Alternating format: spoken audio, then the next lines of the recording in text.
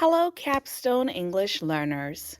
Welcome back to another installment of Van's Journal. In this episode, Van explores the concept of discomfort, not as a random act of bravery, but as a deliberate calibration of the self. Let's get into the calculus of discomfort. Here's what she writes. The prevailing narrative of getting out of one's comfort zone is often reduced to a series of perfunctory adrenaline seeking activities. We are told to skydive, speak to strangers, or engage in public performances as if the mere presence of fear is a substitute for growth.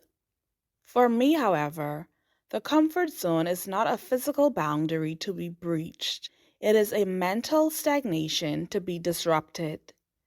True growth occurs when we intentionally introduce friction into our most settled habits of thought. The first method I employ is what I call intellectual descent. Most of us have built an environment that acts as an echo chamber, reinforcing our existing biases. To exit my comfort zone, I deliberately seek out the most sophisticated version of an argument I despise. I don't look for the fringe or the irrational. I look for the intellectual heavyweights who challenge my foundational assumptions. Engaging with a point of view that is both coherent and contrary to my own creates a state of dissonance that is far more uncomfortable and far more productive than any bungee jump could ever be.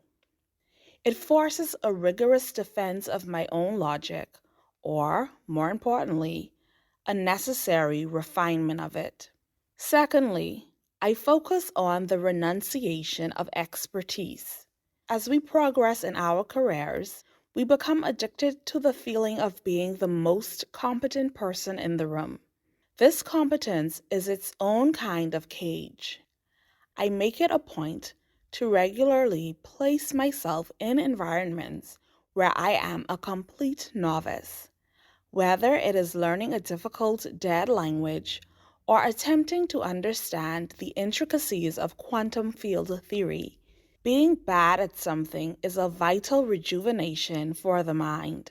It humbles the ego and reminds the brain how to struggle with new patterns. Another strategy involves social subversion.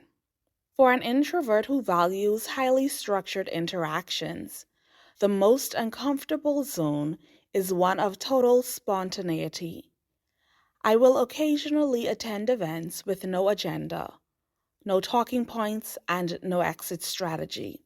Navigating a room where I have no social capital and no defined role forces a type of acclimatization to uncertainty that I otherwise avoid. It is a social laboratory where the only goal is to observe the unplanned.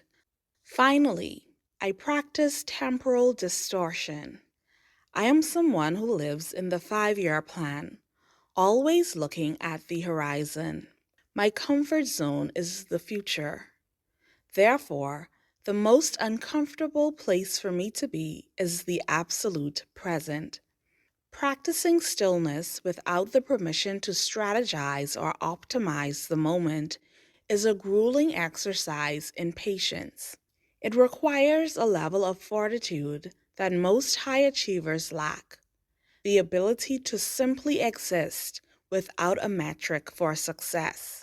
Ultimately, the goal of leaving the comfort zone is not to become a different person, but to expand the scope of the person you already are. By systematically challenging our intellectual, social, and temporal boundaries, we ensure that our capabilities remain as dynamic as the world we inhabit. If you need to, feel free to have a second listen. Otherwise, let's take a look at some of the vocabulary words appearing in this episode. Perfunctory. carried out with a minimum of effort or reflection. For example, he gave a perfunctory nod to his colleagues as he hurried out of the office. Calibration, the adjustment of something for optimum results. For example, the team required a careful calibration of their goals to stay on schedule. Dissent, the expression or holding of opinions at variance with those previously or officially held. For example, the director welcomed dissent among her staff to ensure all risks were considered. Dissonance, a lack of harmony or agreement between elements. For example, there was a strange dissonance between the company's mission statement and its actual practices. Renunciation, the act of giving something up. For example, his renunciation of the inheritance surprised the entire family. Acclimatization, adapting to a new environment or situation. For example, the acclimatization to the new corporate software took longer than expected. Fortitude, strength of mind that enables one to endure adversity. For example, she showed great fortitude during the long months of physical therapy. Scope, the extent of the area or subject matter that something deals with. For example, the scope of the investigation was expanded to include international transactions.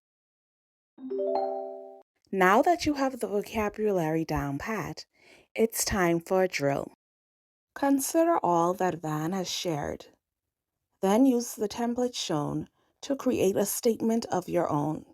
Try speaking out loud. I'll give you some time.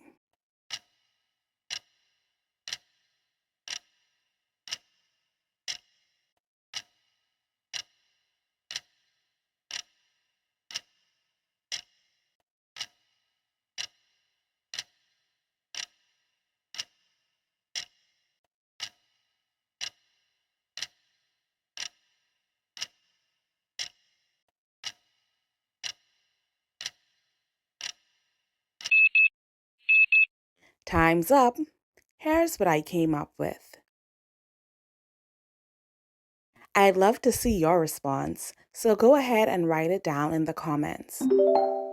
That's it for our lesson. Thanks for staying till the end. If it was helpful, like and subscribe so I know you want more content like this. See you next time.